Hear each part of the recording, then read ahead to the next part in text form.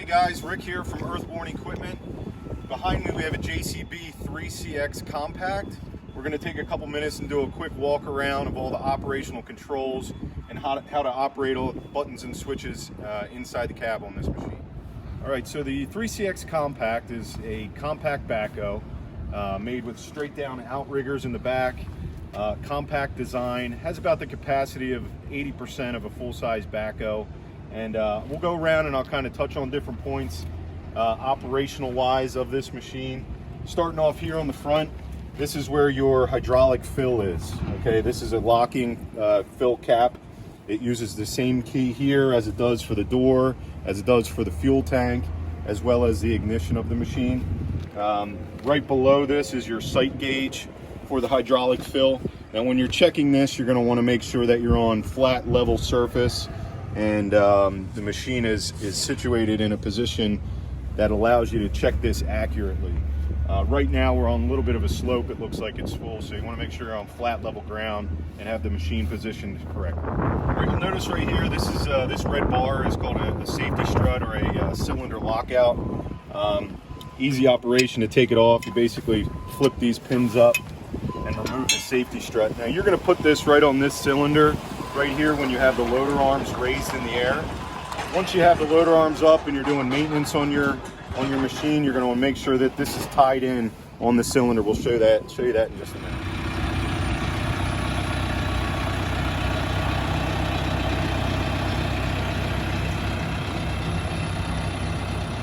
All right, once you have your safety strut removed and your loader arms up in the air, you can go ahead and put the strut on the cylinder. Use this strap to tighten it in.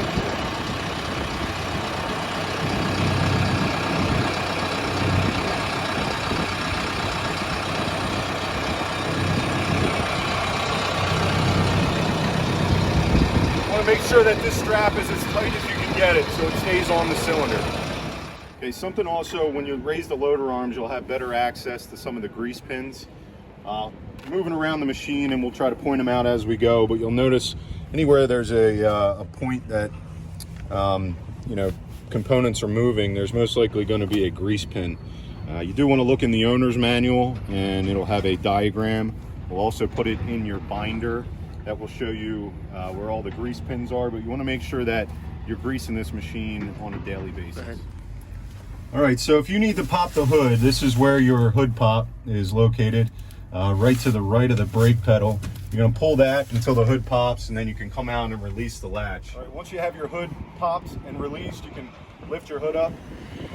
Okay, gives you easy access to both sides of the engine. Okay, so you have access to the side of your engine here. These side panels on the hoods do raise up with the machine.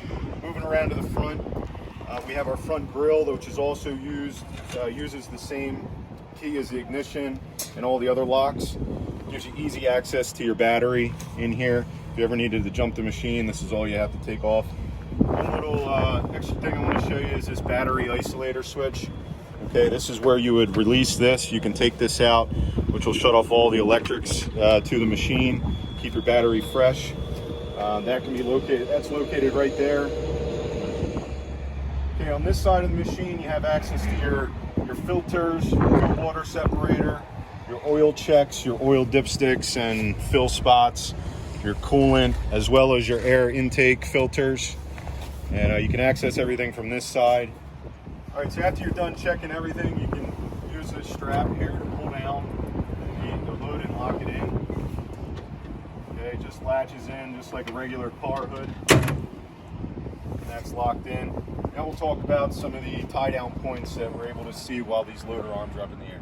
All right, down in the wheel area here, we do have some tie down points as well as some lift points. You'll notice these stickers, which are on different places around the machine. Any symbol that looks like this is going to be your tie down point. So this is where you would tie it down if you're transporting it on trailer. Any place with a hook and an arrow will be your lift point. That's where if you needed to lift the machine, it would be a good place to lift. And the same thing with over here, this side, we'll have your tie down points and your lift points indicated by those stickers. Okay, now that we have the loader arms back down on the ground, we'll go over some of these quick hitch components. This machine has a powered quick attach on the front. Some models will have a pin-on bucket. This right here, you'll notice that this is a hook and pin system, so that this is the quick hitch model. As we're looking up in the quick hitch, just circling back to some of these grease fittings, some are inside the pins, some are located on the loader arms.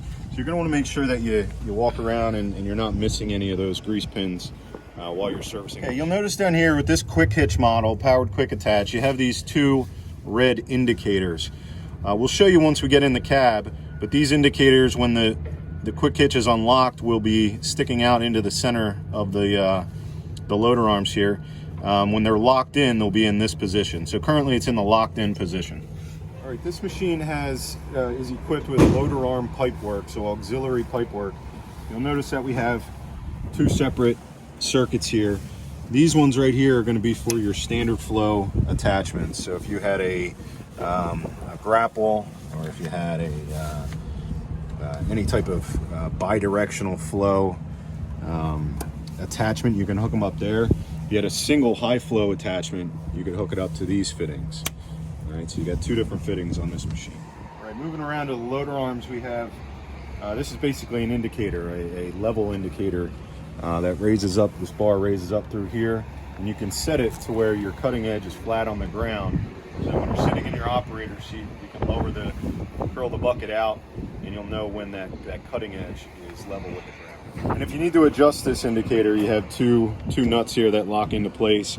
You can loosen these up and thread this bar up or down depending on where you want to sit. Okay, your serial plate, number plate, is located on this side, the passenger side of the machine. You do have a VIN number or a PIN number, or product identification number.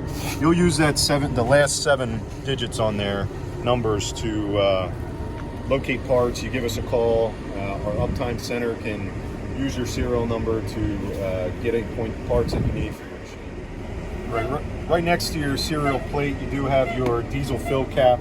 Okay, this again is a locking cap, just like the hydraulic. This will use the same key as all your doors and ignition on this machine. All right, moving back to the rear of the machine, you'll notice you have adjustable mirrors on the right and left side that you can adjust from inside the cab or outside. You do have some windows and doors that open all the way up. So this door, once we're in the cab, will open this up and you can latch it right into here. And on the other side of this latch is a release that you can then close it and lock it back into place.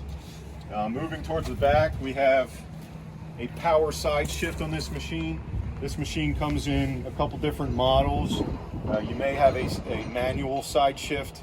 This one is equipped with a power side shift, and we'll show you in the cab how we shift that side to side. All right, so again, we have a power side shift on this machine. Back towards the digging in here, I just want to touch on a few points. This red lock right here is your boom lock for the machine. So there's a manual cable that you can pull from the inside that will be able to lock this boom in so it doesn't drift down overnight or while you're traveling. So we'll show you how to do that when we get in the cab. You also have another lock here. This is tethered to the machine. This is your swing lock. So once you have the boom in a certain position, you'll be able to fit this swing lock down through these two holes, and this will prevent the machine from swinging left or right, again, while you're traveling, or if you want to lock it in overnight. All right, on this machine we also have auxiliary pipe work on the back that you can hook up a thumb, you can hook up a hammer. This will be routed with steel lines. You would hook up right here. This machine also has an extended hoe, so that's basically another option that some of these machines will have, some of them will not. You may have a fixed dipper on the back.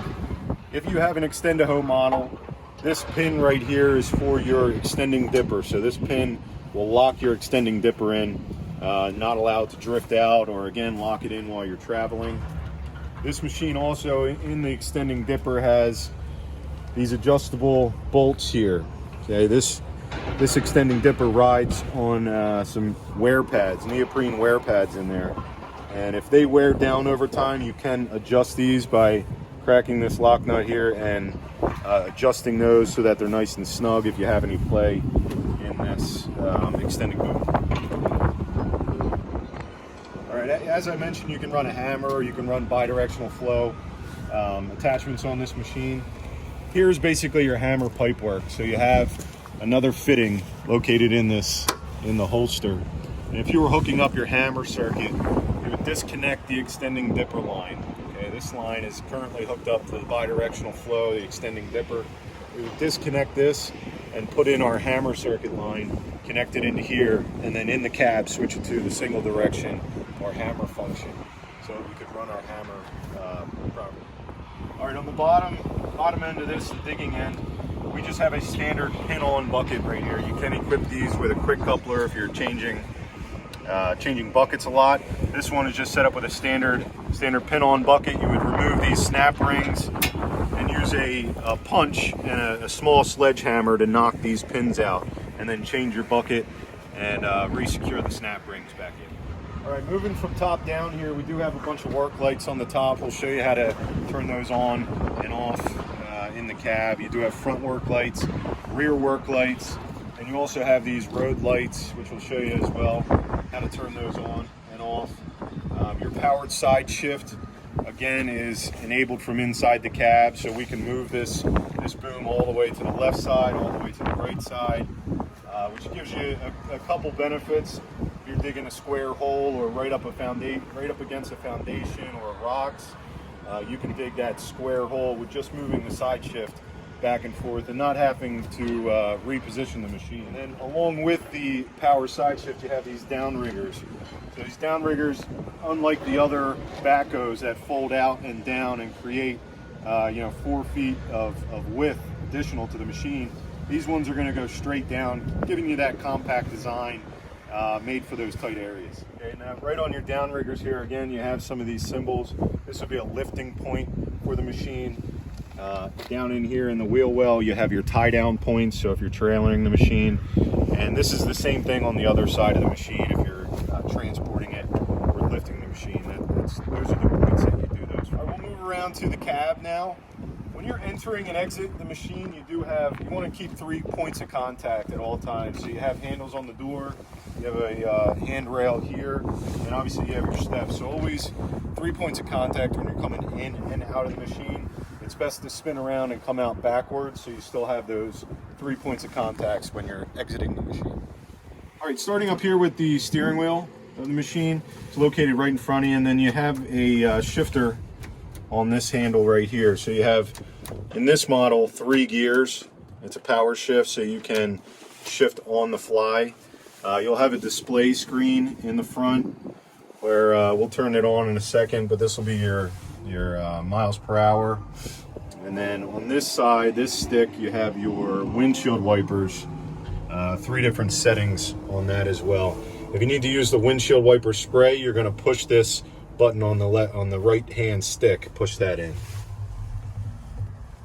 All right, so before you operate the machine, obviously you want to have your seatbelt clicked in and locked in. And then moving around to this side, this is going to be your loader arm stick. So you do have some functions, directions on here of your loader arm functions. Right below your loader arm stick, you do have your parking brake. And this parking brake, we have the machine off right now. My foot's on the brake, but to release this parking brake, you pull up this silver collar that is on the parking brake to release it. And to lock it in, you just simply pull it back and it clicks into place. So pull up the collar to release it and pull it in to lock it in. All right, this panel right here controls your lights. These are going to be your 4-way blinkers. This one right here is a 3-position rocker switch. These are for your road lights.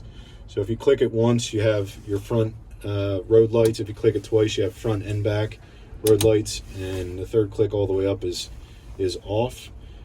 This one is going to be your front work lights. This one's going to be for your rear work lights. And then if equipped, this will be for a beacon switch, which you can turn that on and off. There is a plug on the roof that you can plug in a beacon. Okay, right down here is your ignition. So you'll put your key in. You're going to want to turn it once to the right, let all the lights cycle through. You also have a display screen up on the front. That'll show you that you're in park and what gear you're in. Once all the lights cycle through, you can turn it all the way to the right and start the machine up. And then you're going to want to wait till, again, all the lights go off. This is our parking light indicator, which shows that we're in parking brake, emergency brake is on. Okay, this two-handed or two-finger switch right here is your steering mode selector. This is, if we click it up and we look at the front screen over here, it's going to show you that we now have switched into four-wheel steer mode. Okay, if we lift this button up and push it down, you'll notice again on the indicator now it has switched to a two-wheel steer mode. And this is how you switch back and forth. And I'll show you in a minute how we straighten the wheels out for when you're switching between the steering modes. All right, currently we're in the four-wheel steer mode, so all four wheels will steer. If we turn the wheel to the right, the back tires are going to face the opposite direction. We'll show you that now.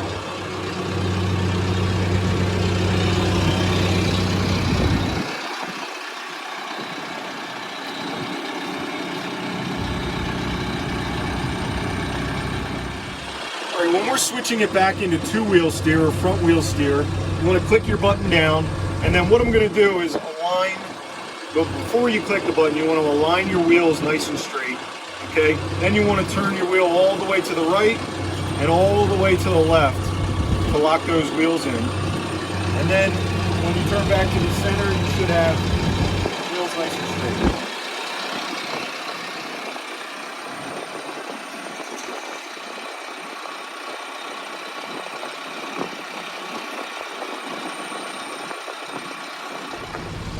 Yeah, this button here is a picture of a bucket and then a wavy line underneath.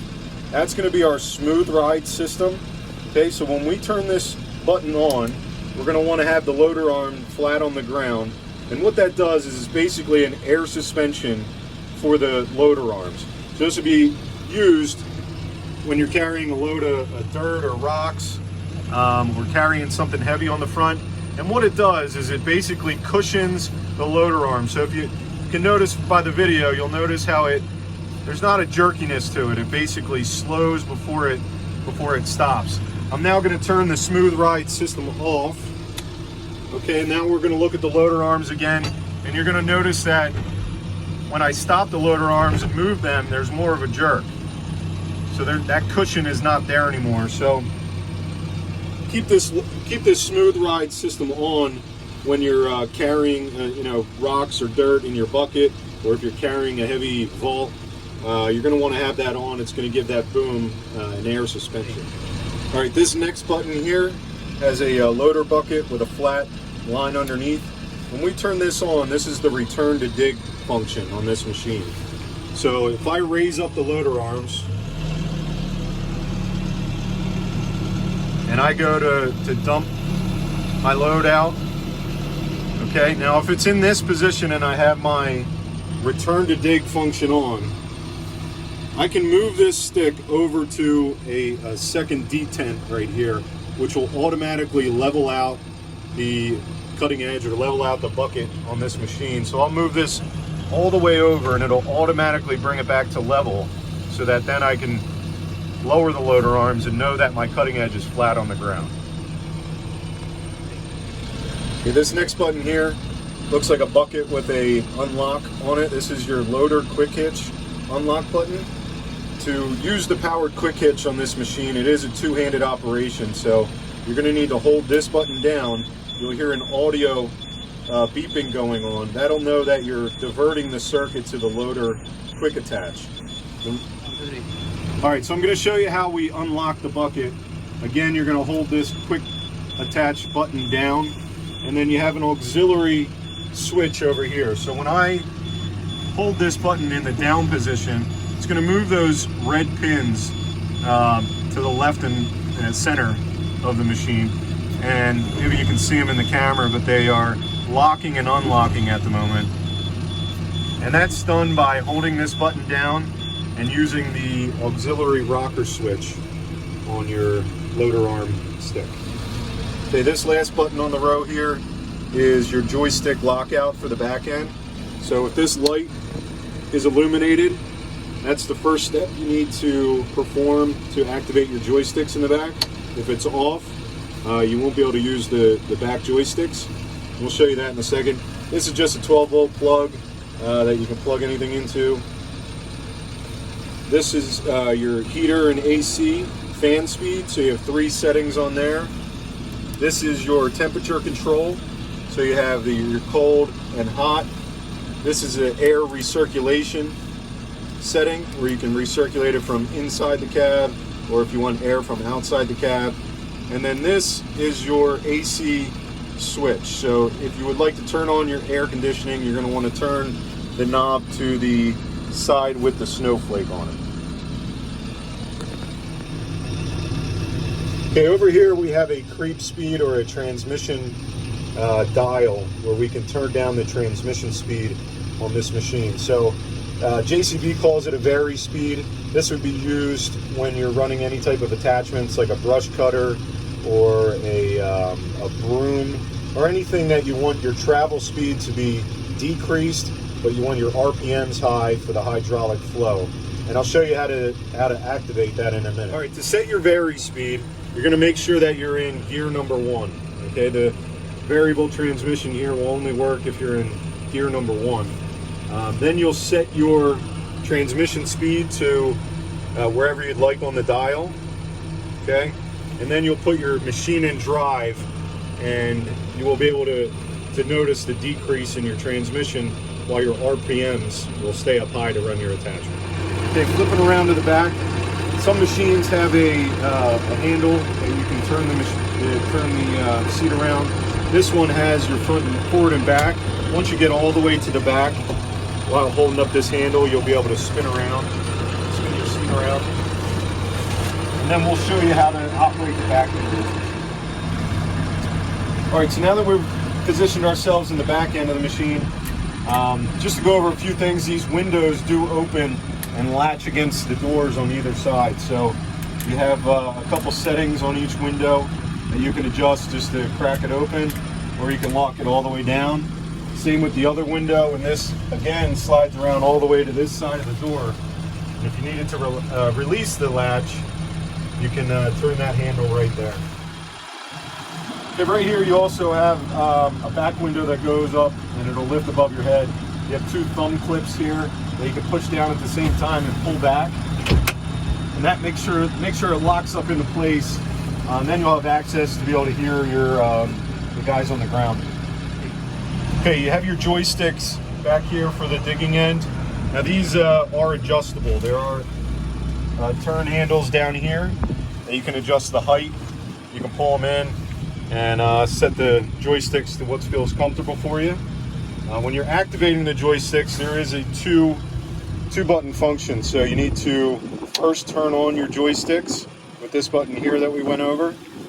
And then on the back of the right joystick here, there's a button that you'll click. When you click that button, you'll notice, I don't know if you can see it in the camera, but you'll notice this light lights up. And when we turn that joystick on with those 2 buttons, then your back end is live to operate. Okay, on the back left corner here, we have our downrigger controls. Okay, I'm going to push these forward to make the downriggers go down into the ground, and I'm going to pull them back to raise them up.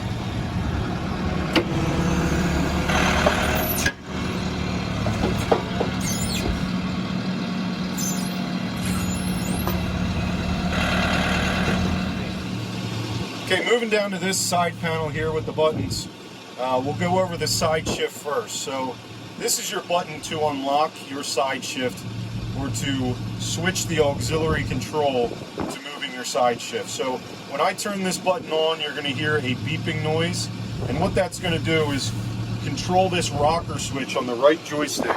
This is now going to move that boom left and right, and I'll show you that.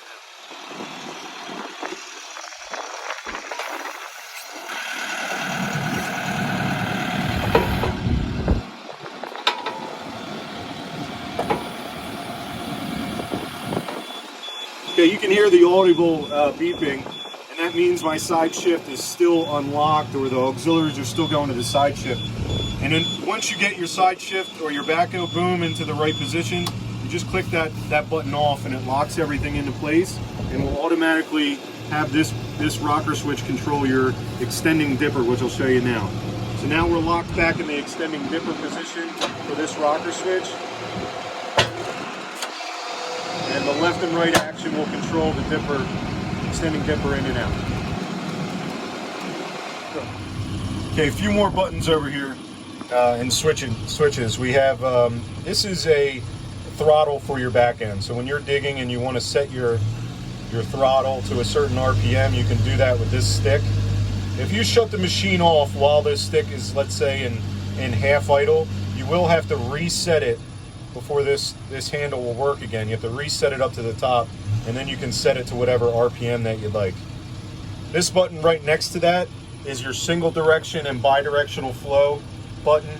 So if you're using an attachment on the back and you want, let's say you're using a hammer or a single direction tamper, you're going to want to have this in your hammer function button setting. If you want the bidirectional, if you're using a thumb or you're extending dipper, you're going to want the switch in the up position to this bidirectional flow.